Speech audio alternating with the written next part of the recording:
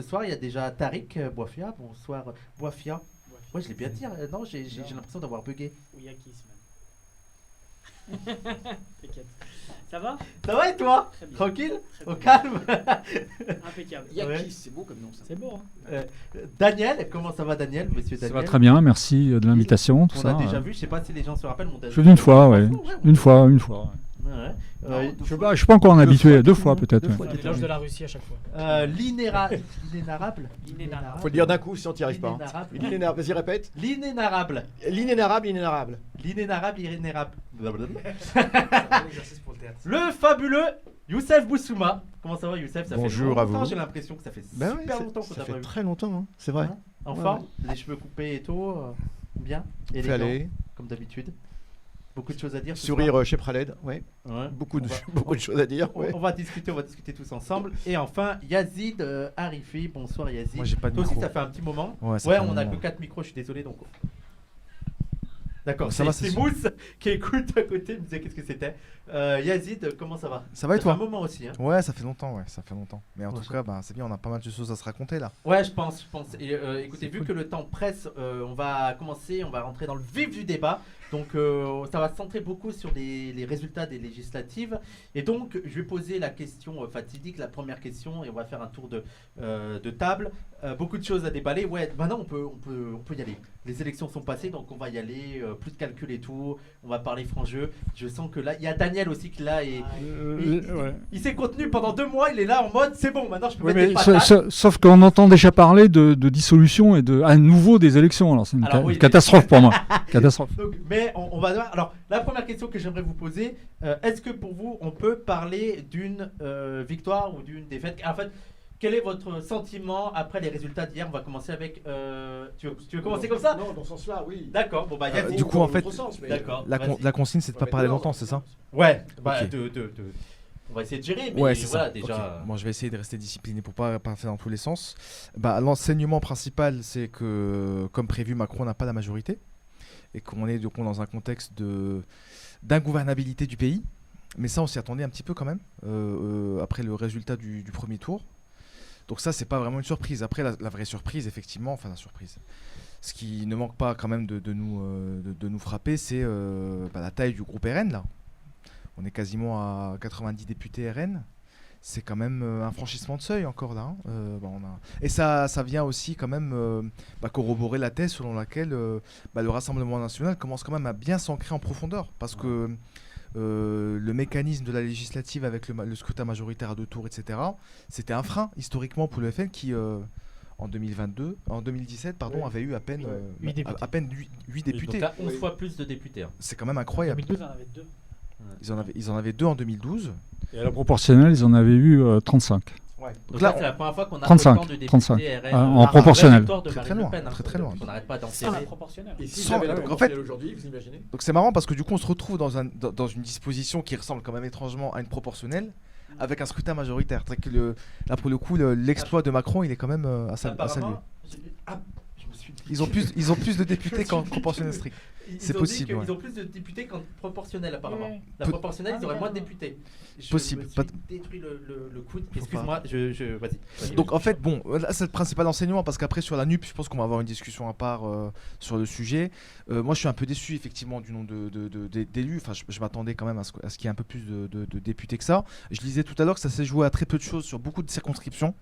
On disait tout à l'heure qu'il manquait à peu près 16 000 voix pour avoir une majorité relative devant ensemble. C'est-à-dire qu'en fait, il y a beaucoup de circos où ça s'est joué à 400, 500 voix près. Il y a une circo en Seine-et-Marne où ça s'est joué à 4 voix près. 4 voix.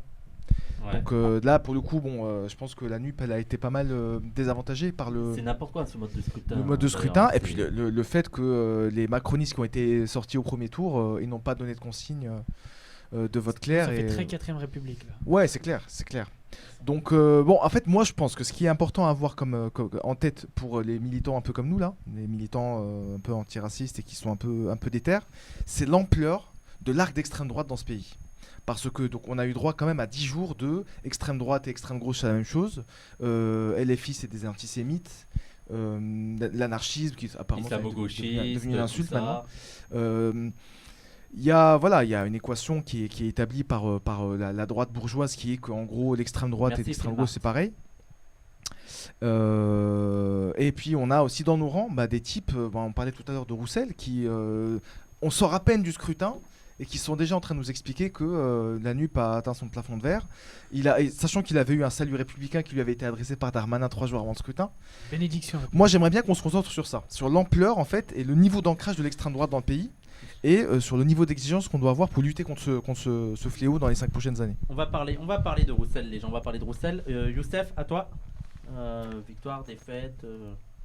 Bon, de toute façon, les résultats, on les connaît tous. Hein. Alors évidemment, on peut dire comment l'abstention a été une abstention record, et c'est évident que l'abstention joue un grand rôle dans cette performance, contre-performance, on va dire, de la NUPS. Ça, c'est un fait. Je pense que beaucoup de gens n'ont pas senti le caractère particulier de cette élection.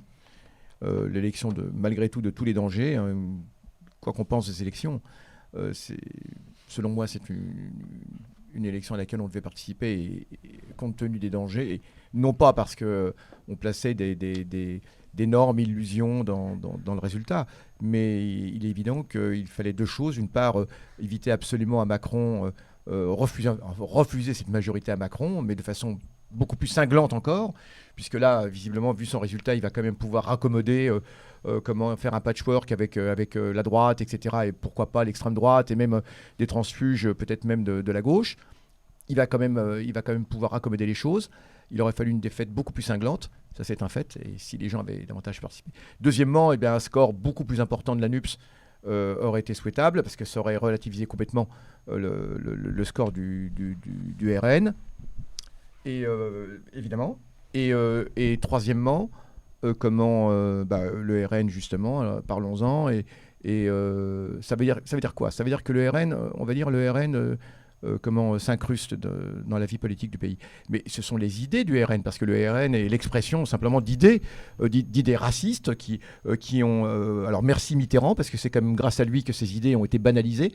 On parlait à l'époque de l'eupénisation des esprits, mais ce n'est pas l'eupénisation des esprits, c'est simplement la structure raciale de la France impérialiste qui effectivement peut s'exprimer maintenant, puisque la gauche, finalement, s'est constituée en défense de l'impérialisme, donc il n'y avait aucune raison que les idées les plus abjectes, finalement gagnent en importance. Et c'est ce qui va se passer à partir de Mitterrand. Et grand merci également à Hollande, parce que je pense que Hollande a été une pièce maîtresse déterminante. Et Valls. Alors Valls a été la créature de Hollande. Je suis un peu étonné parce qu'à chaque fois on s'en prend à Valls. C'est très bien, la question n'est pas là. Mais c'est d'abord Hollande. Et quand je vois le sourire comment il était surnommé là déjà, Hollande, Flamby, c'est ça? Flamby, quand je vois le Flamby. Sourire de Flamby ces jours derniers, tranquille, à l'aise, avec sa meuf, là, tranquille, il convole en juste noces. Valls, c'est le fils de Hollande et de Franco. Hein. Et de Franco, exactement, de Franco, parce que contrairement à ce que Valls se dit, son père n'a jamais été un anti-franquiste. Hein. Son père était Et un je artiste. t'annonce une bonne Alors- nouvelle, il y a Hollande qui va sortir un livre sur la guerre d'Ukraine. Ah c'est extraordinaire. C'est extraordinaire. Non, mais quand je vois ce Hollande-là, avec son sourire, etc., mais tout ce qu'il a pu raconter comme abjection contre Macron, justement pas contre Macron, contre Mélenchon pendant la campagne, et puis tous ces... je veux dire, Hollande est content, là, il est content, il est à l'aise, il est tranquille, il a sa retraite de président, Il a joué son rôle. tout baigne, il a joué son rôle, et Hollande a été le grand fossoyeur, Bonsoir tout le monde. le grand fossoyeur des idées de gauche. Alors pour terminer, il faudra qu'on dise ce que ça veut dire, cet ancrage du Front National. On ne peut pas s'opposer au Front National sans s'opposer aux idées du Front National. Ça, c'est une chose. Mais simplement une petite note quand même positive. Bien sûr, il y a eu toutes les magouilles de Macron qui a refusé le fameux Front républicain et qui a même permis Macron au RN de gagner, même beaucoup de circonscriptions. Mais ce que je veux dire, c'est que aujourd'hui, il y a quand même une note positive, c'est il y a une réserve, il y a des réserves de voix qui existent, des gens qui n'ont pas encore été mobilisés, et pas uniquement au plan des élections, je dis, mais au plan de l'activité politique. Et peut-être que cela va sonner comme un coup de semonce qui va réveiller ces gens, qui vont effectivement peut-être s'engager davantage dans la vie politique. Il y a la possibilité, et voilà, mais on en reparle ensuite. il y a quelqu'un, il s'appelle Tunnel Boussoumien. Ouais, bah, Il a choisi ça comme pseudo. Ouais, bah, ça va. Qui est-ce ? Tu peux le virer, tu peux le virer, s'il te plaît ? Mais pourquoi? Le tunnel Alors, Boussouma, non, je voulais dire- c'est un grand classique. Ah non, je voulais dire, non, parce qu'il y avait quelqu'un qui demandait qui était Daniel tout à l'heure.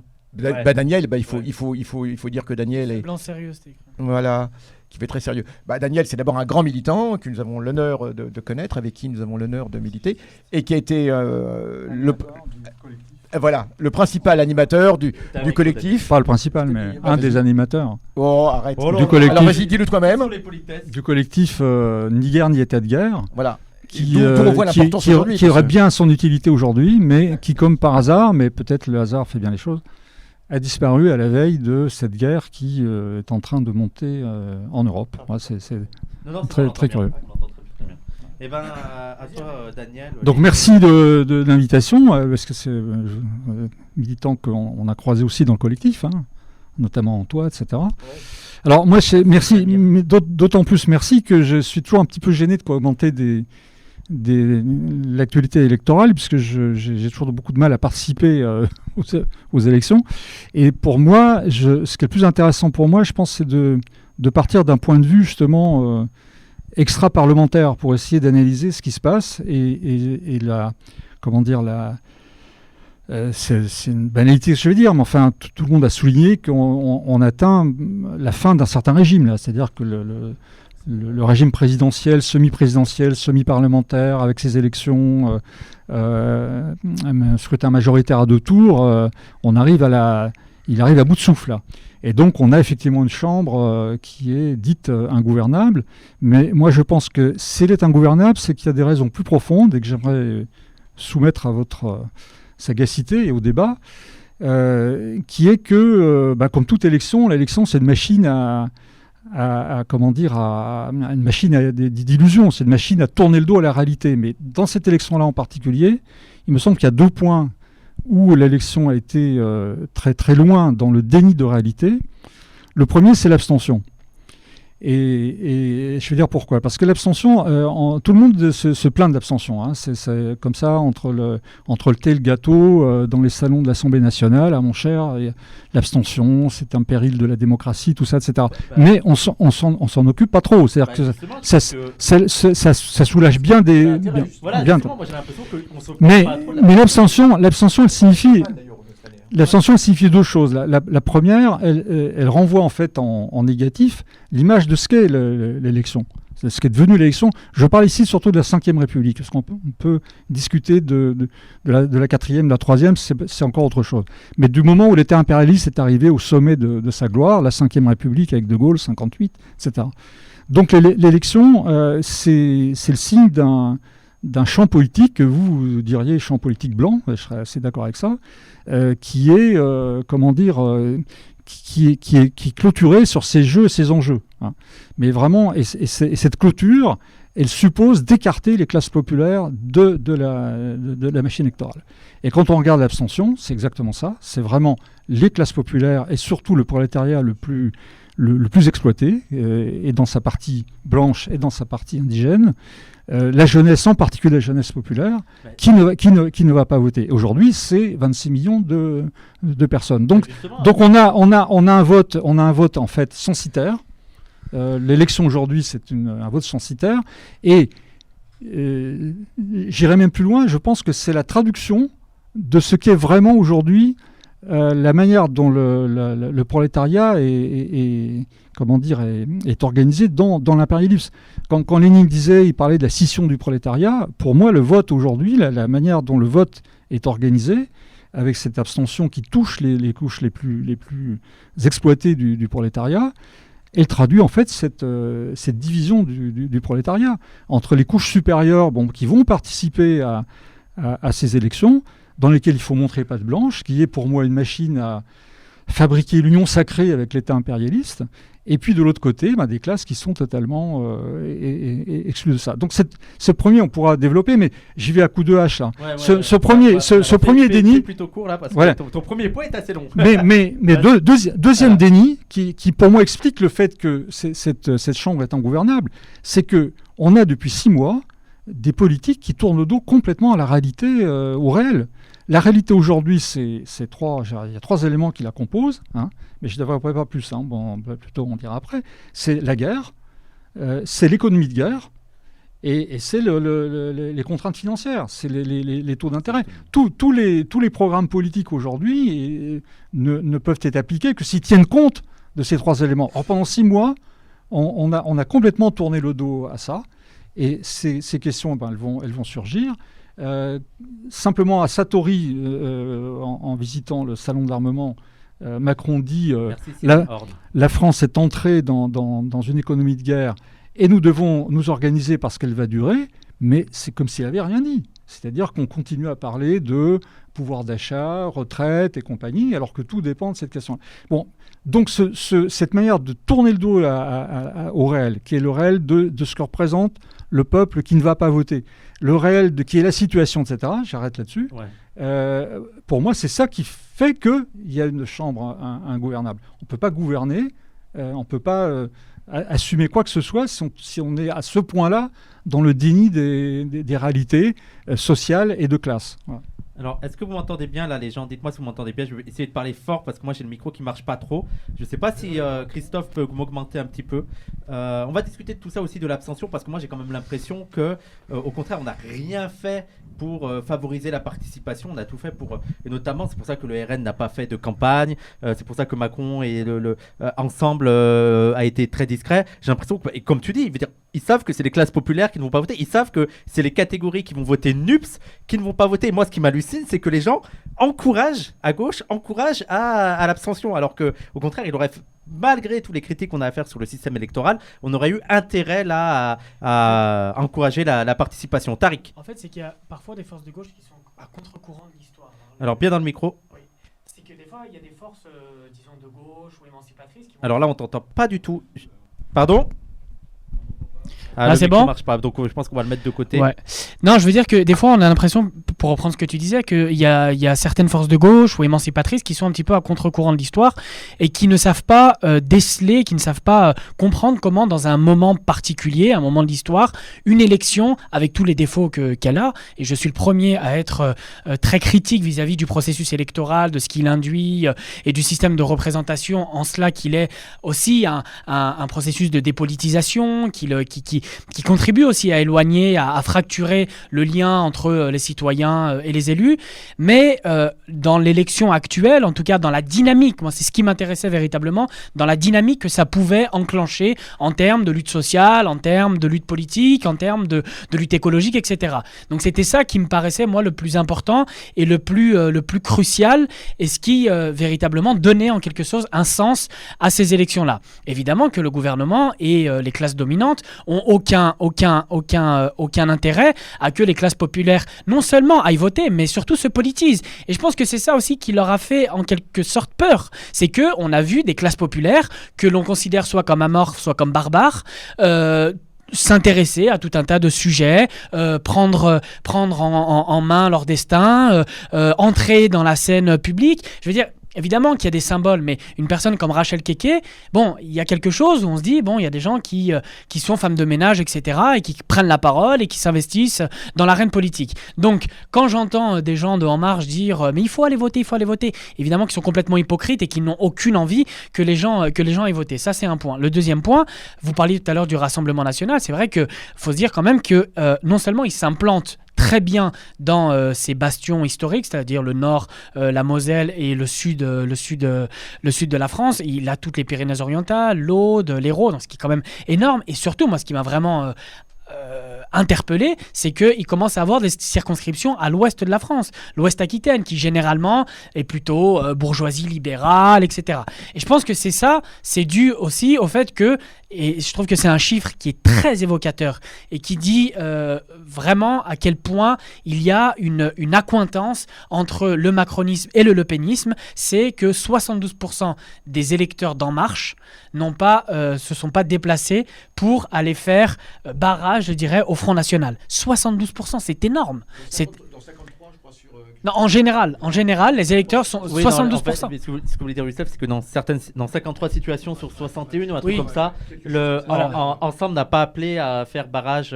Ces mêmes gens qui appelaient à faire barrage républicain, qui ont etc. attaqué Mélenchon. Qui ont attaqué parce que- Mélenchon, bien sûr. Mais non, mais en fait, le barrage républicain, premièrement, c'est un mythe. Et surtout, ce qu'on appelle républicain aujourd'hui, il n'y a qu'à entendre les discours de Marine Le Pen, c'est un arc, tu parlais tout à l'heure, un arc d'extrême droite, ben c'est carrément un arc qui va du PS, voire du Parti communiste avec Fabien Roussel, jusqu'à l'extrême droite, et qui sont d'accord sur des points, sur l'ordre, la sécurité, l'autorité, la police, le racisme, l'impérialisme, etc. C'est D'ailleurs, ça aujourd'hui l'arc républicain. D'ailleurs, c'est dingue de voir à quel point, en fait, on a vu comment le terme républicain était utilisé pour distinguer d'une gauche vraiment offensif, et comment, malgré ça, t'as certains qui veulent s'en revendiquer, comme Roussel, qui a clairement fait la distinction. Genre, moi, je suis la gauche républicaine. Alors qu'on a vu que la gauche républicaine, en fait, c'était la gauche patron républicain, Mais c'est Macron compatible et tout. Mais c'est Et presque un certificat aujourd'hui. Être républicain, c'est aussi avoir son rond de serviette dans les médias, c'est pouvoir parler, c'est pouvoir aussi...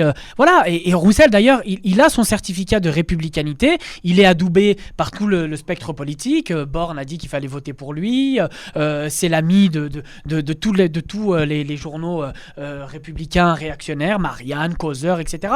Donc voilà, après voilà, moi c'est ça aussi qui me paraissait très intéressant dans ce qu'on a vu là. Après, évidemment, sur la NUPS et sur les divisions qui vont pouvoir surgir, parce qu'on sait très bien que ça va être très bancal, malheureusement. On a vu déjà que le Parti socialiste, les écologistes et le Parti communiste ne veulent pas d'un groupe commun, alors même que ça pourrait contribuer à avoir un poids supplémentaire au sein de l'Assemblée nationale, de peser institutionnellement au sein de l'Assemblée nationale, mais qui ne veulent pas. Et je pense qu'on est déjà en train d'entrevoir en quelque sorte les fractures, et je ne vais pas dire les trahisons parce que je n'attends rien de ces personnes-là, mais en tout cas de ce qui va pouvoir advenir ces prochains mois. Et surtout parce que si il n'y a pas de groupe parlementaire à la NUPS, ce sera le Front National qui sera le premier groupe d'opposition, étant donné qu'ils ont 90 députés. C'est eux qui auront sans doute la commission des finances et qui pourront porter le poids je veux dire, de la parole et des initiatives au sein de l'Assemblée nationale. Donc voilà. Je voulais juste répondre au chat. Je ne sais pas si vous avez vu, ils ressortent certains dossiers sur Rachel Keke. D'ailleurs, à noter la victoire de Rachel Keke qui est symbolique. Mais au contraire, moi je trouve ça intéressant parce qu'en fait, il lui reproche d'avoir partagé il y a 5 ans un truc de Marine Le Pen. Et en fait, mais en fait, plein de trucs. Et moi, je trouve que c'est intéressant de montrer comment en fait, tu changes les gens par la lutte. Voilà. Je veux dire, elle s'est engagée dans le syndicat, elle a lutté et tout. Et c'est comme ça. En fait, pour moi, c'est excellent. Ça montre qu'en fait, c'est par la lutte que tu changes les gens et c'est pas en leur faisant la leçon comme ça. Et elle a été changée comme ça. Youssef, tu voulais réagir au propos sur la. Vas-y, Youssef. Toi, notamment sur les remarques sur l'abstentionnisme et tout, parce que toi, tu as été un fervent. Tu étais même, j'ai été vu sur Facebook pour le vote obligatoire. Alors moi, je pense pas que ce soit la solution, mais. Alors moi, j'étais total opposant aux élections. Je l'ai toujours été, je n'avais jamais voté de ma vie. Et ouais, absolument, c'était la première fois. Alors c'était un total opposant, et maintenant il est pour le vote obligatoire. Alors, le problème est simple, la logique est la suivante. Tant qu'on avait le sentiment que les forces révolutionnaires étaient importantes, on misait sur autre chose. Je n'ai pas de religion électorale ou de religion non électorale, attention. Merci Malabo. Je suis un total opportuniste politique, d'accord ? Bien sûr. Les plus grands révolutionnaires étaient de grands opportunistes. Bien évidemment. Et Lénine le premier, effectivement. Et pour une révolution qui d'ailleurs n'était pas une révolution. Mais en vérité. Mais bon, alors ce que je veux dire simplement, c'est que on me dit que le micro est un peu bas. Non, je ne sais pas. Bon, ok, c'est bon. C'est bon. Alors ce que je veux dire simplement, c'est que j'étais totalement opposé aux élections. J'ai voté pour la première fois parce que il me semblait que en l'état actuel des choses, en l'absence de toute perspective rapide, et à court terme ou même à moyen terme, eh bien, il faut prendre les élections comme un moyen comme un autre. Comment l'allégorie de l'autobus était bien trouvée. Quand tu vas aller quelque part, eh bien, t'as pas un bus qui va directement, mais tu en as un qui va à côté. Tu prends celui qui va à côté et puis le reste, tu le feras à pied. Et c'est exactement cela. Donc les élections ont servi à cela. Elles étaient pour moi un moyen de faire un bon bout de chemin, d'éviter beaucoup de problèmes. Même d'efforts, parce qu'on est toujours un petit peu chiche de nos efforts. Et en tout cas, voilà. Et du coup, dans la situation d'aujourd'hui, avec en plus quand même un programme qui était celui de la France Insoumise, qui me paraissait tout à fait intéressant, je l'ai dit, hein, pour 2 revendications qui étaient essentielles pour nous, et c'est en gros ce qui m'a fait un petit peu basculer, sur la police et contre le pouvoir policier absolument incroyable dans ce pays qu'est la France, qui est une exception au plan mondial, même de ce point de vue. Hein.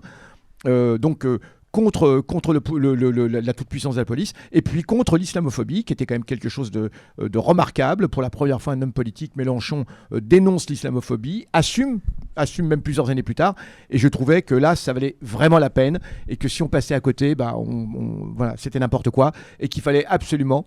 Alors, je ne sais pas comment se dérouleront les autres élections, mais je pense que dans le contexte actuel, malheureusement, de recul des luttes, on ne peut pas dire que nous sommes dans un contexte où les luttes sont vraiment au pinacle, hein, eh bien, je pense on doit faire usage, bien sûr, de la carte électorale. Alors, cela étant dit, eh bien, il faut vraiment en faire usage actuellement parce que on n'a pas beaucoup d'outils en notre possession. Alors, je ne sais pas quelles seront les prochaines élections. Macron, peut-être, va dissoudre. Je ne pense pas que Macron a intérêt à dissoudre l'Assemblée parce qu'il risquerait de se prendre une déculottée encore plus importante. Donc, il ne s'y risquera pas, à mon avis, prochainement. Il attendra peut-être. Mais en tout cas, par rapport au Front National, je le dis, effectivement, tout ce qui a été dit sur l'arc républicain est tout à fait exact. On oublie aussi... dans cette fascisation des esprits, parce que là, du coup, le bouquin Palietta prend tout son relief, la possibilité du fascisme. On a fait ces élections aussi pour écarter l'hypothèque fasciste. Rappelons-nous, hein, comment c'était aussi cela, hein, c'était écarté. Et finalement, ça revient comme un boomerang, parce que finalement, le fascisme est inscrit dans ce pays. L'impérialisme mène toujours au fascisme, hein, il n'y a pas de rupture. Et c'est ce capitalisme avec lequel la gauche n'a pas voulu rompre, c'est cela qui amène finalement le fascisme. Hein, et c'est pas tombé du ciel comme cela. Et donc actuellement, on est dans cette situation où on ne peut pas aujourd'hui s'opposer au fascisme uniquement avec un discours libéral, etc. On s'en rend compte. Il va falloir au contraire assumer des choses, assumer des politiques de gauche, d'extrême gauche radicales, si on veut. Ce ne sera pas avec un discours lénifiant sur la République, si on l'a dit, hein, cette République, ces pseudo-valeurs républicaines maintenant, hein, elles vont de Marine Le Pen à Roussel. Hein, donc c'est quand même un arc de plus en plus large. On a l'impression d'être de plus en plus acculé contre un mur. Donc je crois qu'il faut passer absolument à l'offensive, au plan des idées, et affirmer sans aucun complexe comment effectivement les solutions pour lesquelles nous sommes, un socialisme, et avec des mesures radicales, parce que sinon on n'y arrivera pas. On n'y arrivera pas. Hein. Bon, cela étant dit, donc je reviens à... Je vais te raccourcir un petit peu. Ouais, d'accord, avec... vas-y, rêve. Ouais, parce que oui, non, c'est vrai. Et, non, je dis simplement... Je dis simplement qu'il va falloir s'opposer à toutes ces idées fascistes, que c'est une réalité maintenant, et qu'il faut quand même délivrer une mention spéciale à des gens qu'on oublie dans cette fascisation. Ce sont tous ces intellectuels ou pseudo-intellectuels ou journaux qui ont totalement contribué à cela. Donc on va citer de Pascal Bruckner, de Pierre-André Taguieff, de Caroline Fourest, des journaux comme Valeurs Actuelles, Marianne, L'Express, etc. Tous ceux qui ont contribué à cette fascisation des esprits, cette espèce de pseudo-gauche républicaine, etc. Finkielkraut, BHL, tout cela. Et je crois, et l'islamophobie, et Charlie Hebdo, bien évidemment. Et cette islamophobie a été réellement le véhicule principal de cette fascisation, hein, jusqu'à aujourd'hui. Donc voilà, je crois que les dés sont jetés maintenant, et on doit affirmer nos positions sans plus aucun complexe. Tu voulais réagir, Daniel, sur l'abstention ? Oui, non, mais c'est-à-dire que on peut mesurer l'échec de la NUP en abordant, en abordant cette question. Bon, la seule réserve de voix que pouvait avoir la NUP, c'est effectivement, tu l'as dit, c'est l'absence. Et l'effort de LFI et de Mélenchon avant le premier tour des présidentielles a porté là-dessus. On a vu que cet effort n'était pas suffisant parce qu'il a freiné la hausse de l'abstention, il n'a pas fait baisser. Il a freiné la hausse de l'abstention dans les couches populaires. Mais on a vu quand même qu'il a mobilisé les jeunes plus qu'auparavant. Donc la réserve de voix populaire qu'il y a dans la jeunesse et dans les quartiers populaires, il l'a effectivement mobilisé et sur des thèmes qui, pour la première fois, était, comme tu l'as dit, c'est pas vraiment un échec, alors. Affirmé. Attends, attends. Quelqu'un avait raison de dire que c'est pas un échec, quand même, de la NUPS. Là, je parle d'avant le premier tour. Bon, je parle d'avant le premier tour. Le problème, c'est que aux élections législatives, cette partie de l'électorat qui est venue vers Mélenchon avant le premier tour n'est pas retournée. Et pour une raison simple. C'est que l'accord électoral brutalement imposé, en toute surprise, l'accord électoral avec le Parti socialiste ne pouvait pas tenir. On ne peut pas. Pour moi, la ligne rouge était franchie. Ça se traduit par une chose qui est très simple. Ça se traduit par une chose qui est très simple. C'est que c'est l'abandon d'un certain nombre de thèmes qui étaient porteurs avant le premier tour. Et ça, c'est le prix à payer dans l'alliance avec le Parti socialiste. Je suis désolé pour le décalage. J'ai vu sur Internet comment faire et le monteur a vu comment faire, mais j'ai pas eu le temps de le régler. Pour les prochaines émissions, on va essayer de régler ce décalage son-image qui est habituel en fait chez nous. Mais on va réussir à le régler. Pour te répondre. Non mais je termine juste là-dessus. Il a préféré. Il veut réagir. Il a préféré, plutôt que d'engager, comme il l'avait promis dans sa conférence de presse, sa conférence aux militants plutôt, entre les deux tours, mais avant qu'il ait l'accord avec le PS, oui, Mélenchon, quand il avait promis qu'il fallait maintenant passer un mouvement dans la société réelle.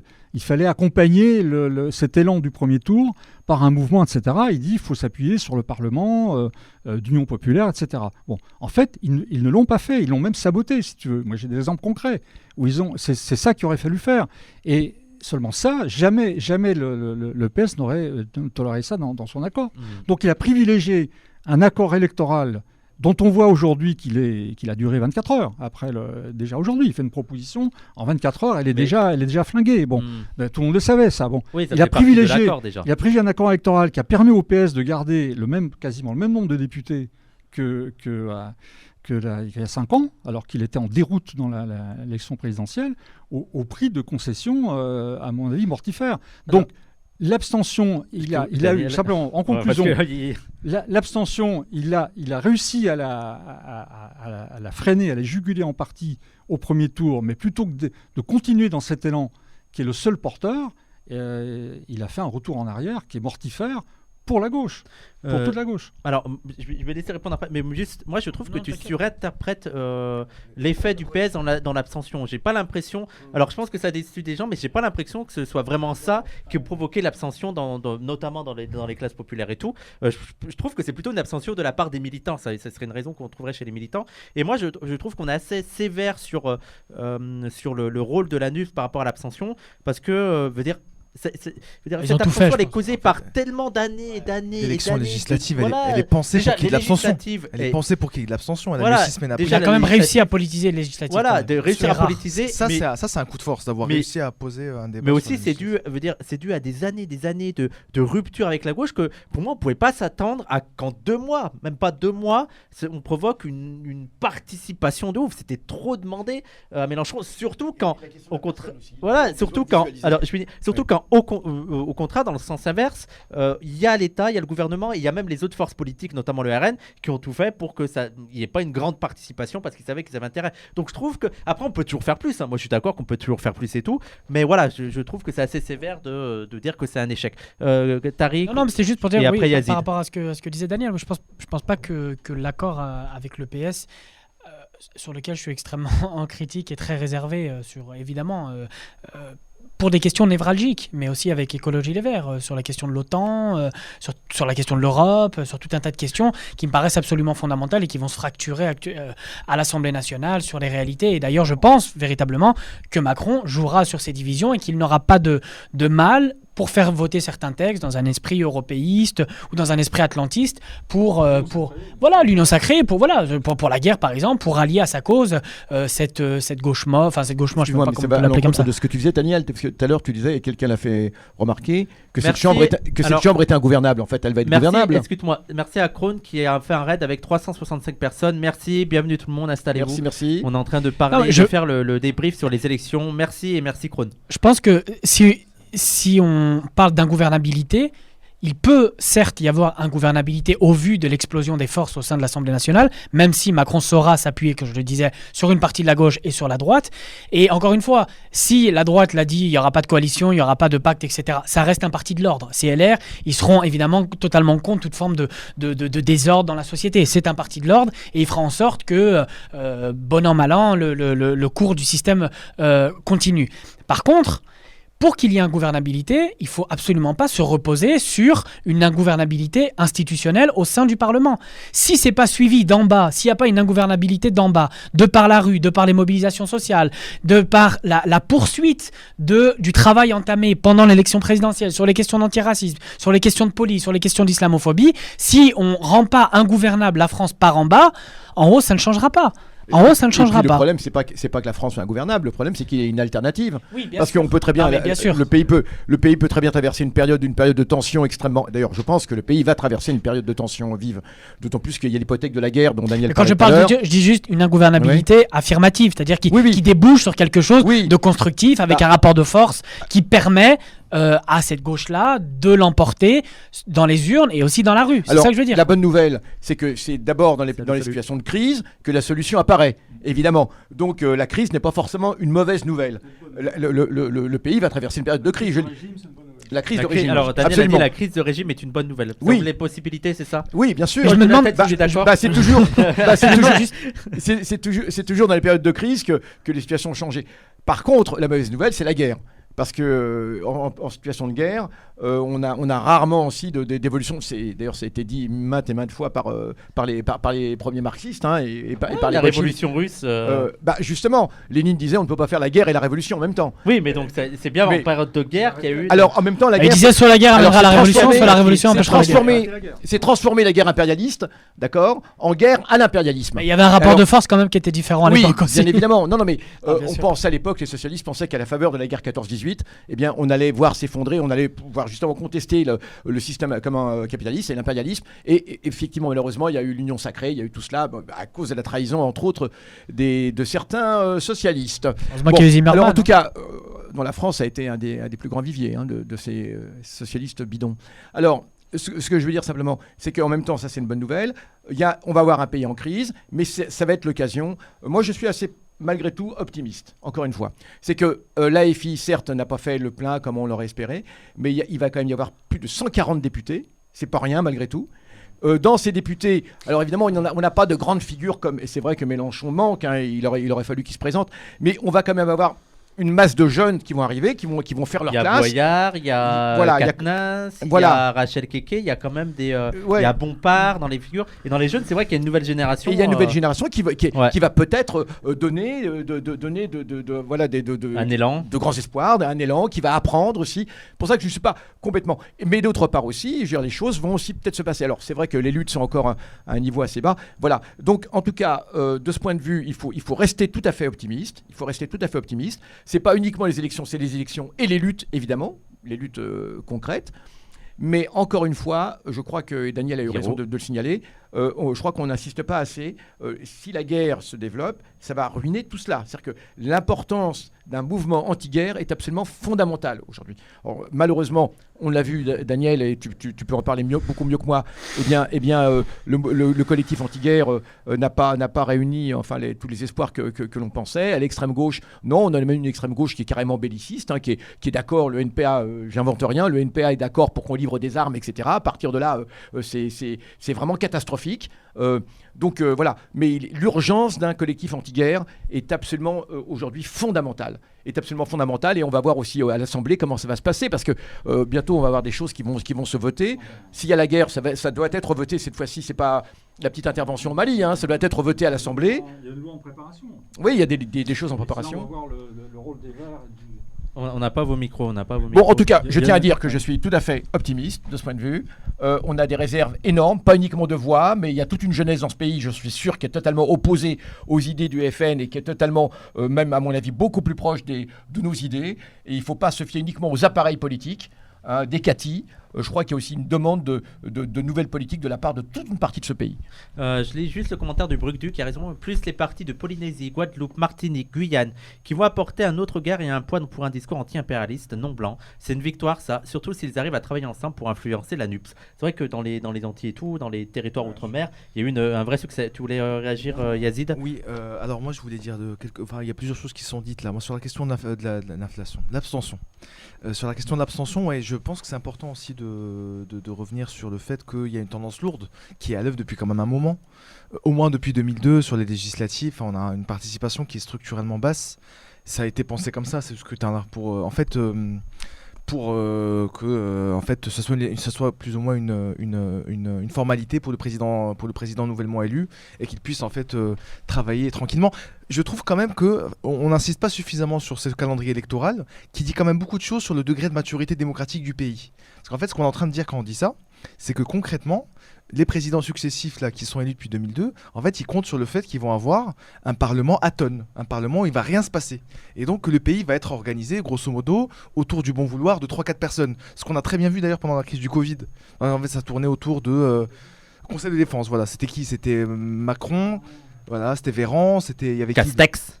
Oui, c'était 3 Jean Castex. C'était littéralement 3-4 personnes qui décidaient de comment est-ce que la vie allait s'organiser dans le pays, quoi. Le fameux conseil de défense absolument incroyable. Exactement. C'est un truc de fou. C'est-à-dire que Je traduis Youssef, le fameux conseil de défense qui est incroyable. C'est parce que t'as pas de micro. ouais, c'est ça. Et en fait, si tu veux, Sans compte rendu, sans visibilité, sans contrôle. Merci on sait pas. Org008 pour les 5 abonnements Conseil de offerts. défense. Merci beaucoup.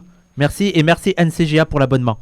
sachant que des pays qui sont autour de nous, qui ne sont pas spécialement des paradis démocratiques communistes, comme l'Allemagne par exemple, on a débattu des orientations sur, entre autres, le Covid.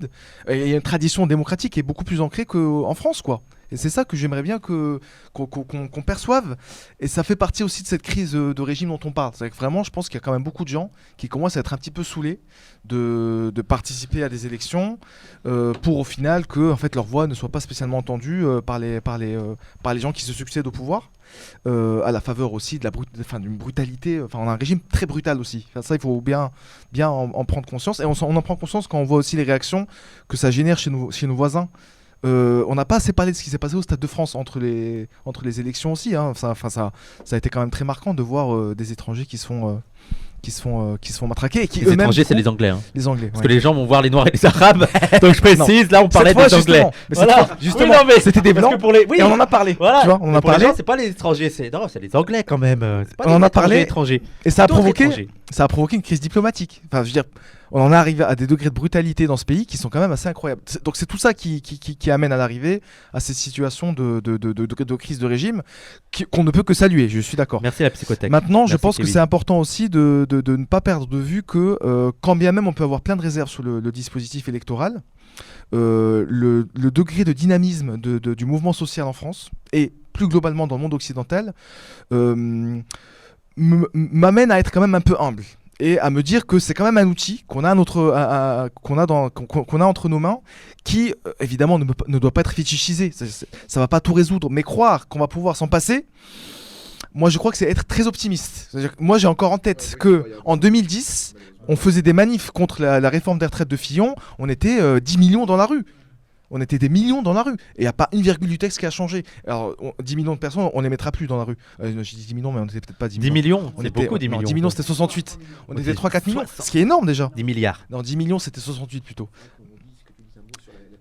Oui, on va en parler de la Colombie. On fera vite fait un mot sur la Colombie. Et d'ailleurs, il y a des gens qui posaient des questions sur l'Ukraine, tout ça. On fera une émission spéciale anti-impérialisme. En parler. Parce qu'on n'aura pas le temps là de discuter de tout ça. Et je pense que pour un sujet comme ça, il faut vraiment qu'on prenne le temps de discuter de tout ça. Merci la Mayoche CGT. Merci. Alors, non, ce n'est pas. Alors, je vais te présenter. Ce n'est pas Chevènement. C'est Daniel. J'ai l'habitude de dire, de répondre à cette question que je ne suis pas Chevènement. Chevènement, c'est mon fils. Ah. Est-ce que tu es fier du fiston ? Pas du tout. Pas du tout, il a dit. C'est vrai, juste excuse-moi.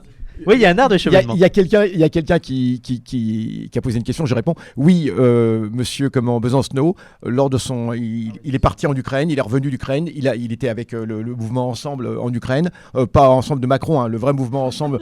Macron a piqué le nom, hein, vous êtes au courant que Macron a piqué le nom. Avant c'était Renaissance et ça faisait peur. Hein, bah oui, Renaissance, hein, bah oui, j'étais, wow, bah oui. oh, quel facho. Et donc Besancenot est revenu d'Ukraine et c'est une interview qu'on retrouve facilement et il dit je n'ai aucun problème avec la livraison d'armes à l'Ukraine, d'accord. Est-ce Voilà. que du coup, ces personnes, j'aimerais bien leur demander s'ils sont ok pour la livraison d'armes à la Palestine. Je serais intéressé de savoir. Non mais le problème, Je serais intéressé. Pour faire très vite, parce que pour moi c'est une fausse question parce que ils vont te dire oui. Mais ce qui T'es sûr m'énerve de c'est ça que Je suis pas sûr. oui, si, ils vont te dire oui. Sauf que Mettre sur le même plan. tu sais très bien que ça va pas se passer à la Palestine sûr, et l'Ukraine évidemment. ça peut se passer. Donc dire oui à tous les, oui bon moi je suis pour la livraison d'armes à Cuba aussi, mais oui mais ça va pas arriver. Là il y a une possibilité que ça arrive. Bref, mais Non, mais surtout qu'on est peut-être Non, mais pour attendez. la livraison d'armes à la Palestine et pas à l'Ukraine. Parce que bien sûr. Alors, l'engrenage que attendez, ça merci. implique en Ukraine, c'est autre merci. chose. Merci Camille, on va pas aller dans ce débat là ce soir, je suis désolé parce que ça va être trop long, il reste une demi-heure et voilà, ça va être vraiment trop compliqué d'aborder ce débat. Merci beaucoup Camille pour l'abonnement. Je voulais qu'on revienne. Oui, Non, je voulais juste un peu sur la situation politique quand même, qui est assez éclatée et qui est assez inédite aussi.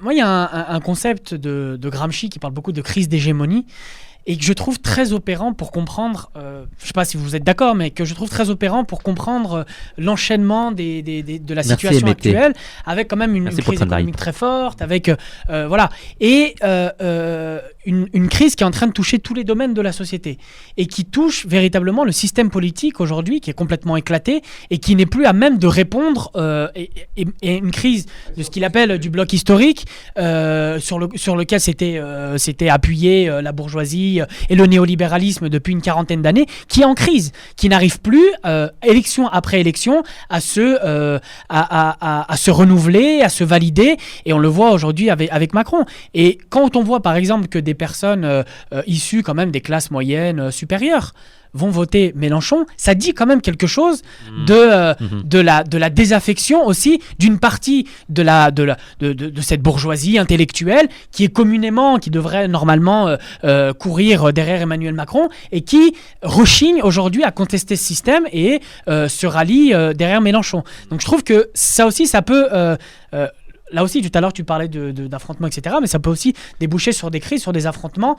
Alors, on ne sait pas sur quoi ça déboucherait, mais en tout cas, ça peut en tout cas ouvrir des perspectives. Il y a une polarisation, mais du surtout champ politique. un système qui s'est quand même renouvelé, disons, depuis une quarantaine d'années, élection après élection, avec une alternance gauche-droite, etc. Et qui aujourd'hui est en crise et qui n'arrive plus à se renouveler.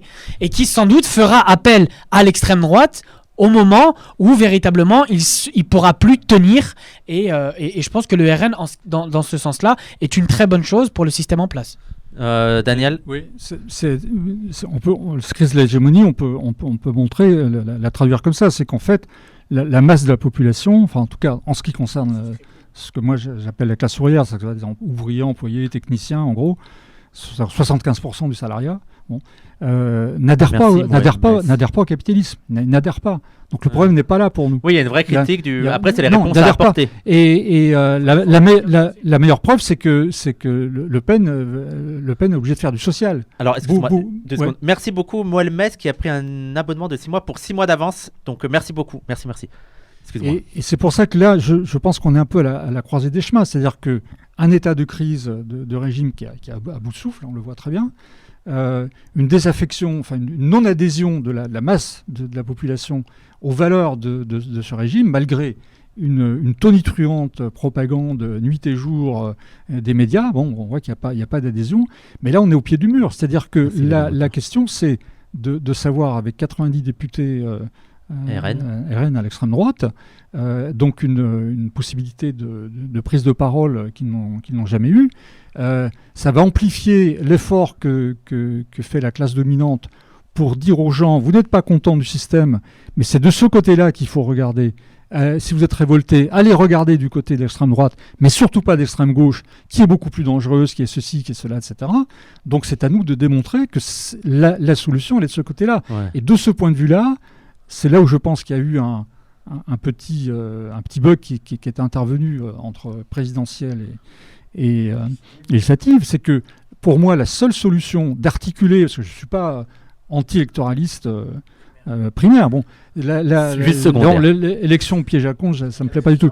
Non, mais d'articuler ce qui peut être fait au plan électoral et le mouvement social, ça veut dire qu'il faut appliquer concrètement des idées qui ont circulé, y compris dans la bouche de Mélenchon avant le premier tour, c'est-à-dire de constituer quelque chose qui ressemblait un peu au mouvement en Guadeloupe, c'est-à-dire d'associer des partis de gauche, hors parti socialiste évidemment, hors vert pour moi, ça aucun problème, les syndicats, les associations, les groupes, etc., dans une dynamique qui soit capable de formuler une expression politique à la révolte qui bouillonne dans la société. Sinon c'est l'extrême droite qui peut récolter les fruits des révoltes qui vont intervenir. On est vraiment au pied du mur là. Justement, là, c'est ce qu'on va aborder. Là, maintenant, j'ai l'impression que déjà, merci pour tous les retours, les gens, merci. Ça fait ça fait très plaisir. Beaucoup plaisir, c'est pas très français. Hein. Ça fait très plaisir. Alors ça fait beaucoup plaisir, je vais assumer ma culture populaire. Ouais, ça parle des classes populaires, je vais assumer. Ça fait beaucoup plaisir. Là, il faudrait qu'on parle de l'après parce que j'ai l'impression que maintenant la séquence... je savais pas que tu... J'ai bugué sur un truc. T'as de l'asthme ? Oui, j'ai de l'asthme. Ah, je ne savais pas. En fait, j'ai bugué sur ça. C'est mignon. La séquence électorale est finie. Que là, maintenant, c'est surtout que les prochaines élections, s'il n'y a pas une dissolution de l'Assemblée, ça va être dans assez longtemps. Et que maintenant, il y a un vrai travail de terrain à faire, voilà, politique. Oui, mais je pense qu'on souffle tous. Je pense que même dans le chat et tout, vous êtes en train de souffler et tout. Et je pense que même nous, il y en avait marre. Et que là, maintenant, il y a un vrai travail de fond à faire. Et pour moi, c'est pour ça que je partage un peu ton optimisme, Youssef. C'est que j'ai l'impression quand même il y a une touche d'espoir, il y a un optimisme, notamment quand on voit chez les jeunes l'idéologie qui l'emporte et même dans les quartiers, l'élan que ça a pu susciter. Macron, nous, on a fait un tour, on en parlera notamment avec Adama. On a fait un tour dans les quartiers où, même s'ils sont assez critiques envers la politique, on voit que le nom qui revient quand même, le moins pire, ça reste Mélenchon et ça reste la NUPS. Donc il y a vraiment un travail à faire et que c'est ce qu'il faudra faire dans les prochaines années. Donc je voulais avoir votre avis. Est-ce que c'est ça? Et d'ailleurs, moi, je me suis dit, notamment le travail à faire, c'est aussi vers les petits blancs. Et c'est aussi une discussion qu'on va avoir dans les prochaines années, dans les prochains mois. Et je me dis qu'on va peut-être préparer avec Samir. Donc, c'est une proposition que je fais avec Samir. Et on va peut-être préparer... Samir, qu'on salue d'ailleurs, qui est revenu. Il va venir cette semaine, il va revenir. Samir, donc force à lui. Inch'Allah, il va revenir cette semaine. Il va bien, inquiétez-vous pas. Voilà, il a besoin un peu de repos et tout. Donc, il va revenir cette semaine. Mais je me disais que peut-être qu'on allait aller dans les prochains mois. C'est où Ruffin qu'il habite? C'est à Amiens? C'est la Somme, ouais. La Somme. C'est Amiens, je crois. Fixe-court. Donc on va aller faire un vlog, je crois, à Amiens. Et on va essayer d'interpeller Ruffin. Et on va aller rencontrer les gens à Amiens. On va discuter avec eux. Et on va essayer d'aller chercher Ruffin. Fakir, on va aller vers Fakir. On va toquer sur les bureaux de Fakir. Voilà, au pied du mur, et on va discuter avec Ruffin, on va discuter avec les habitants d'Amiens. Je me dis que ce serait intéressant de faire ça, tu vois, d'aller direct, de pas attendre, on va aller à sa rencontre. Donc voilà, qu'est-ce que pour vous les enjeux, on finira sur ça, les enjeux sur les prochains mois et les prochaines années. Qui veut commencer? Yazid? Celui-là il marche, c'est celui-là qui marche. Hein. Ouais. Alors, clairement, l'enjeu, tu dis que la parenthèse est fermée. Moi, je n'en suis pas si sûr. Hein. J'attends de voir. J'ai vu tout à l'heure que la NUP prévoit déjà de déposer une motion de censure contre le gouvernement. Ouais. Non, je pense qu'on n'est pas sorti de la séquence là. On va s'amuser encore quelques temps.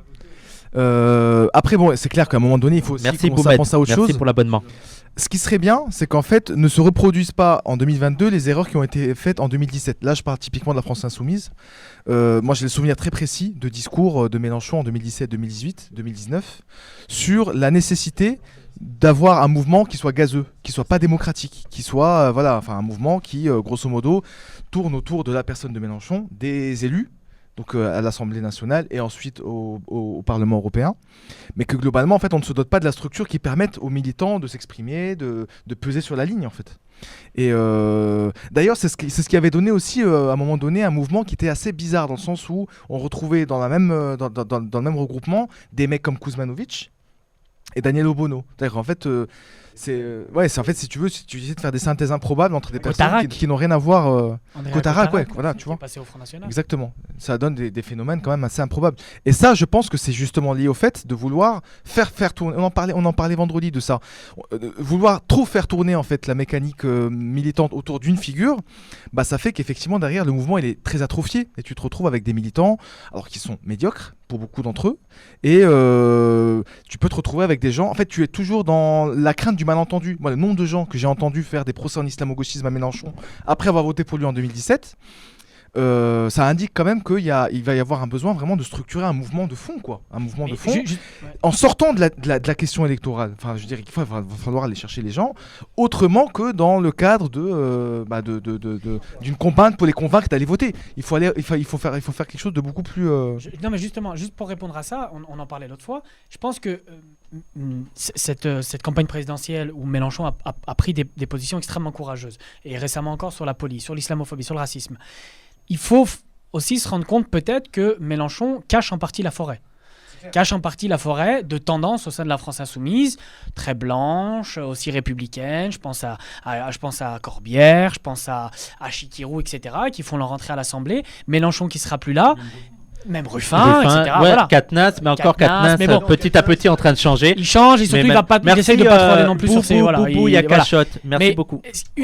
Un des enjeux, ça va être de maintenir cette ligne politique de la France insoumise qui a fait qu'elle a eu des scores électoraux extraordinaires dans les quartiers populaires, en Seine-Saint-Denis et dans les quartiers populaires en général. Donc je pense que déjà va falloir maintenir cette ligne politique-là, premièrement. Et puis si on maintient cette ligne politique-là, il va falloir mener la guerre entre guillemets, mais en tout cas prendre l'anti-guerre, prendre des positions très fortes aussi contre ceux qui voudront une forme de retour en arrière. Tu parlais de Kuzmanovic, etc.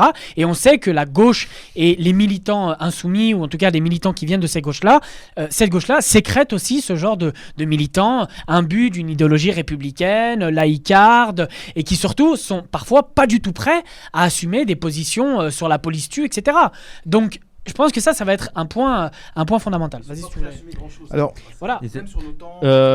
Yazid qui dit qu'ils sont pas prêts à assumer grand-chose, même sur l'OTAN, même sur... Alors,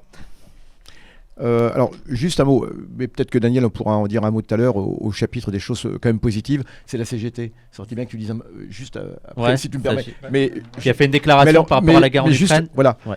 Et au chapitre des choses positives, je veux dire, parce qu'il y a quand même des choses positives dans ce pays. Mais au niveau mondial aussi, on va en parler. Et la CGT qui prend des positions extrêmement intéressantes. Mais je voulais revenir sur ce que tu disais, Tariq.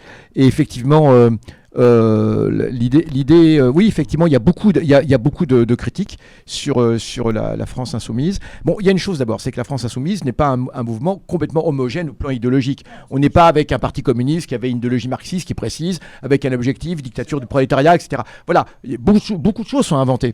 Mais en même temps, eh bien, c'est de cette confusion que naît la précision. Je veux dire, bon, on part toujours d'une confusion pour approfondir les choses, les perfectionner, etc. Donc c'est vrai qu'il y a un travail de perfectionnement qui est à faire à la France insoumise au niveau de la formation. Au niveau de la formation des cadres. Moi, je pense que la France insoumise devrait se doter d'une école de formation de cadres. Comme le PC à l'époque. Exactement. Bien sûr, c'est absolument indispensable, parce que c'est vrai que c'est inégal dans la France insoumise. Nous, on a nos excellents camarades, et bien sûr Maxime, Benatouil, etc., et toute une bande de gens formidables qui sont formés politiquement, très bien formés politiquement, etc. Il n'y a aucun souci. Et c'est vrai qu'on a d'autres aussi qui sont là un petit peu par les circonstances. Mais ce que je veux dire, c'est aussi ça la politique. Je veux dire, on n'est plus à l'époque maintenant où on a effectivement une idéologie avec ça roule, avec voilà. Non, il va falloir former le travail idéologique, il est fondamental. Un travail idéologique. Alors d'une façon générale au niveau des objectifs, mais aussi, je le dis bien, moi j'insiste là-dessus. On va peut-être penser que c'est une idée fixe, mais c'est très très important par rapport au racisme et à l'islamophobie. C'est quelque chose de fondamental parce que on le voit quand des gens pètent les plombs et par exemple qui était la France insoumise et se retrouvent au FN, c'est sur la question de l'islamophobie. C'est pas sur autre chose, ou la question de l'immigration. Donc c'est sur cette question qui, à mon avis, est fondamentale qu'un travail doit être fait. Et de ce point de vue, cela dit, on peut dire qu'on revient de loin. Parce que s'il n'y avait pas eu Mélenchon, du coup, il y a eu le personnage Mélenchon qui, à mon avis, il y a eu le moment, et il y a le moment Mélenchon qui est absolument formidable. Je ne sais pas comment ça aurait évolué. Je ne sais pas comment ça aurait pu évoluer. Je pense que ça aurait peut-être pas tenu. Il y a d'excellentes personnes à la France insoumise, mais qui ne se seraient pas reconnues avec d'autres. Ouais. Ça, c'est évident. Donc, en tout cas, il faut louer toujours, malgré tout. On dit il n'y a pas d'homme présidentiel parce qu'on avait des polémiques avec des gens du NPA qui disaient il n'y a pas d'homme présidentiel. Bah écoutez, je suis désolé. Tu vois, on a parfois besoin. Il faut saluer aussi saluer aussi le travail de certains autour de lui, notamment Bono qui a pu. Daniel Obono, effectivement, et d'autres. Qui connaît très bien l'antiracisme politique, etc. etc. Alors, Et puis, Coquerel c'est- aussi. ouais, ouais, et peut-être. puis aussi, c'est le travail. Ah oui, Coquerel, oui. C'est le oui. travail de tout le. En fait, c'est ça aussi.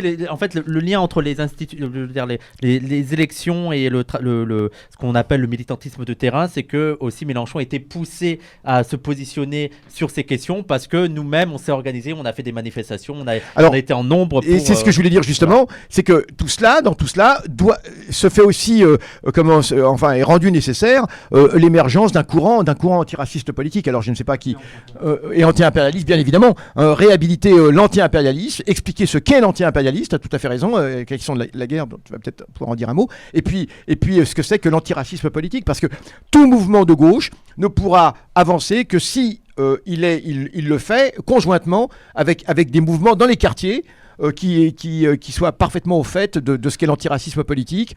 Et voilà, donc c'est absolument indispensable de façon à ce qu'il n'y ait pas ce gap justement auquel on a pu qu'on a pu voir au moment des élections C'est à législatives. nous aussi. Alors nous, Non, en tant que médias, on va jouer un grand rôle évidemment. On va jouer un rôle éminent. De ce point de vue. J'ai terminé. Merci beaucoup à Lio Denara qui a donné 5 € et qui a dit bonsoir, merci pour les travaux. Merci beaucoup Lio Denara pour les 5 €. Juste aussi 2 secondes, mais Et après, il y a- Daniel. ouais, deux choses. La culture politique aussi de la France insoumise. Bon, on sait le côté populiste au sens machine électorale. Faut se rappeler par exemple que Podemos s'est complètement brûlé les ailes à vouloir aller extrêmement vite dans la stratégie électorale qui les a tués. La France insoumise, non. Mais justement, là, ils ont construit quelque chose d'électoralement assez fort. Il va falloir le maintenir et surtout le convertir en un travail militant. Et moi, j'insiste sur le travail idéologique qui est absolument fondamental. Sur les questions, oui, en lien des mots d'ordre organique à avec les porter, quartiers. bien sûr. D'où Des mots d'ordre. l'impérieuse nécessité d'élargir la base électorale, qu'elle ne soit plus. Ils ont réussi à conquérir une partie des classes populaires des banlieues. Là, va falloir aussi aller plus loin au sein des banlieues et aller chercher des abstentionnistes. Et surtout, deuxièmement, élargir aussi la base des militants. Parce qu'il faut aussi se rendre compte que les militants insoumis sont souvent des gens comme vous et moi. Enfin voilà, on a un certain capital culturel. Alors déjà qui ont ça, certains, oui. pour compléter ce que tu dis, moi, pour le coup, je l'expérimente là dans le 93. Les bassins militants, en fait, ils s'épuisent. Ils s'épuisent à la faveur de pratiques politiques qui sont en fait contradictoires avec les mots d'ordre portés par l'organisation. Tu vois, d'auto-organisation.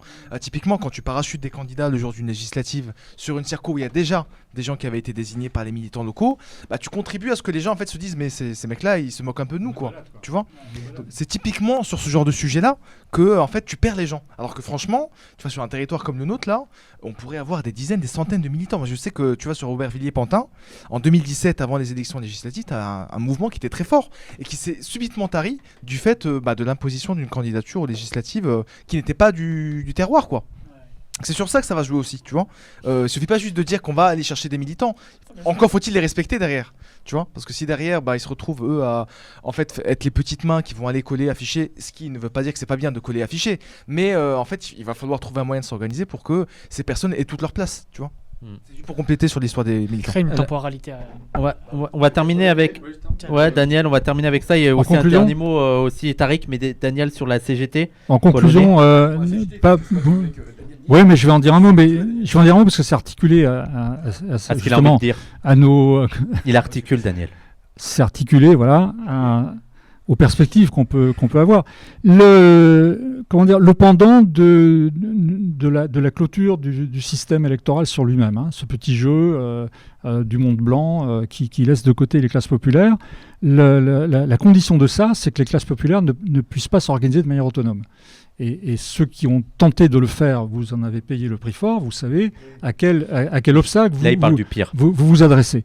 Et ça, c'est fondamental. C'est-à-dire que pour moi, l'articulation ne se fera pas dans l'unité avec le PS, jamais, ni avec les Verts et avec ces bellicistes, mais elle ne peut se faire que si, dans le mouvement populaire, on reconquiert une autonomie politique. C'est impératif. Si on ne fait pas ça, on sera constamment confronté à des manipulation objective. C'est pas que les gens sont mauvais ou pas mauvais. C'est que si tu mets tout le paquet sur les élections, tu viens chercher des électeurs, etc. Effectivement, c'est volatile. Effectivement, le cœur du prolétariat a toujours l'impression qu'on le balade. On vient le voir tous les 5 ans ou tous les 3 ans, etc. Donc il faut reconquérir cette... Bon. Et à ce sujet-là, je dois noter que dans dans les mouvements. Il existe quand même une force dans la CGT que moi je trouve remarquable. Je suis très fier d'être dans ce syndicat, puisque oui, depuis, oui, très fier de la CGT, puisqu'en fait c'est une rare organisation qui est anti-guerre, qui pointe ce qui est en train de se passer sur la mise en place d'une économie de guerre, qui va se traduire, je termine là-dessus, pour montrer qu'il y a des enjeux politiques qui vont arriver très vite au Parlement, c'est qu'il y a une loi en préparation, qui est une loi qui va, perfectionner, si on peut dire, la loi de programmation militaire, augmenter le budget, mais pas seulement. C'est une loi dans laquelle on va demander la possibilité de réquisitionner des entreprises civiles, des matériaux civils, des matières premières civiles à des fins militaires. Puisqu'on va dans l'économie de guerre, dans la crise financière qui est liée à cette économie de guerre, on va vers un univers de raréfaction, de pénurie. Bon. Donc la loi dit, en cas de pénurie, par exemple, imaginons, le gaz russe est coupé, il y a pénurie d'électricité, l'État peut détourner une partie de l'électricité qui va vers les entreprises civiles, pas vers les ménages, parce que ça, pour arriver là, ça va mettre tout le monde en colère, ce ne sera pas possible, mais en tout cas vers les entreprises civiles qui utilisent l'électricité, pour les mettre vers les entreprises militaires qui vont tourner à fond pour produire des armements, puisqu'il manque d'armements, très clairement, etc. Donc c'est important que le syndicat, le principal syndicat ouvrier en France, enfin ouvrier au sens très général de ce qu'est le salarié aujourd'hui, pointe ces questions-là et appelle à une grande mobilisation à la rentrée sur ces questions-là. Et ça, c'est un enjeu. C'est un enjeu, mais crucial. Si on n'est pas capable de reconstruire un mouvement anti-impérialiste et donc antiraciste, ou antiraciste et donc anti-impérialiste, évident, vous l'avez très bien montré, vous, dans le passé, la connexion des deux, eh bien, cette articulation souhaitée et cette pression sur les militants qui sont... Bien près du micro, Daniel. Cette pression sur les militants qu'on juge corrects de la France insoumise, il faut qu'ils sentent qu'il y a une pression. Oui, non, oui, complètement. Donc, il faut la construire. Voilà. Mais, juste par rapport à ça, sur l'économie de guerre, je pense que c'est aussi tout bien près du micro. Ouais, faut prendre en compte aussi qu'une économie de guerre, ça implique je vais le dire clairement, de mettre au pas la population, de mettre au pas les travailleurs, de les discipliner, de les obliger, de leur supprimer des droits syndicaux, des droits de grève, des droits d'organisation, d'association, etc. Donc c'est ça que laisse poindre aussi une économie de guerre. Donc c'est pas seulement des réquisitions, etc. C'est véritablement une société mise au pas, disciplinée pour les services d'un capitalisme de guerre. Et alors, un dernier mot, Youssef, et après un dernier mot. Justement, et pour aller dans le sens. On m'entend là ? Ouais. J'ai pris le bon. Ouais, et pour aller dans le sens. Non, c'est pas le bon. Prends l'autre. Voilà. Il y en a un deuxième qui marche. Et pour aller dans le sens. Mettez-le en dessous, lui, pour pas qu'on le prenne. Merci. Et pour aller dans le sens enfin de cette situation de guerre, parce que on voit bien que toutes ces informations, les élections, la guerre, tout ça sont entremêlés aujourd'hui, et ce qui montre le caractère absolument exceptionnel de la période qu'on vit actuellement. C'est une période vraiment tout à fait intense. Je ne sais pas du tout ce qu'on va en tirer, mais vraiment intense. Voilà, on est à un grand tournant. Alors pour aller dans ce sens-là, juste une déclaration qui malheureusement va dans le sens de cette marche à la guerre. C'est la déclaration du chef d'état-major des armées britanniques récemment, le nouveau chef d'état-major des armées britanniques qui vient de déclarer, il fait une grande allocution aux soldats, il leur dit « Il faut vous préparer à combattre et à battre la Russie ». Alors comme ça, carrément, il faut vous préparer absolument à combattre et à battre la Russie dans la Troisième Guerre mondiale. Voilà, il annonce comme ça toute gauche, ça date d'il y a 2 jours, et c'est tranquille. Et step by step, pas à pas, on s'avance dans cette guerre allègrement, et on voit bien que la France va jouer son rôle.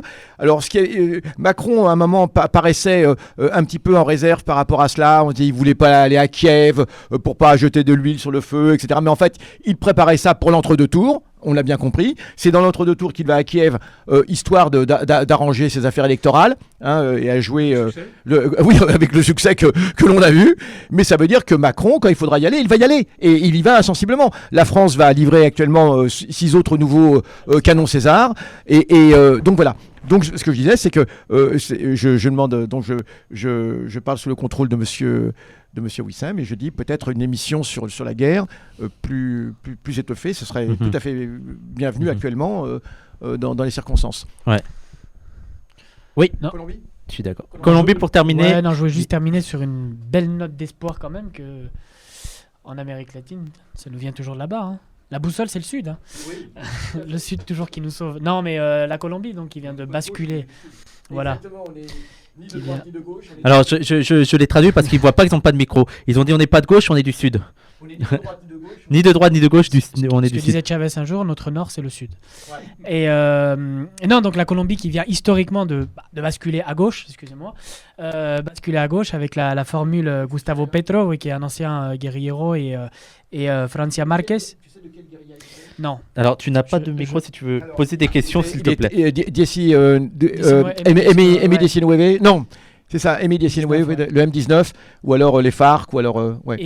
Et donc sa colistière, Francia Marquez, qui est une militante écologiste, une militante sociale, afro-colombienne. Et c'est un séisme parce que la Colombie avait vécu depuis les indépendances à droite, gouvernée par une oligarchie propriétaire terrien, etc. Et à chaque fois qu'il y a eu des tentatives d'arriver au pouvoir de la gauche ou de forces révolutionnaires, ça a toujours été tué dans l'œuf par un État colombien. Et on en revient encore une fois à l'impérialisme, qui est vraiment la base de l'impérialisme en Amérique latine, qui a plusieurs bases militaires. Donc c'est un basculement fondamental. Alors, on verra il arrive avec un programme social-démocrate. Apparemment, il est conseillé par Thomas Piketty, mais en tout cas, il a une volonté de réformer notamment l'impôt, qui est un sujet absolument fondamental en Amérique latine, puisque les riches ne payent aucun impôt et qui fait que les États n'ont jamais de marge de manœuvre aussi pour mener à bien des politiques publiques ou pour faire face à des crises économiques, etc. Donc ça, c'est un point fondamental. Mais encore une fois, et là, on le voit, c'est de la mobilisation populaire et des masses populaires que Petro est l'expression politique. C'est depuis des années en Colombie. Il y a eu des gros mouvements de grève, notamment en 2019, qui ont secoué le pays, qui ont été assez historiques, mais c'est des mouvements permanents de paysans sans terre, d'afro-colombiens, de communautés indigènes qui luttent contre l'extractivisme, qui luttent contre la prédation du capital sur la nature, sur l'accès à l'eau, etc.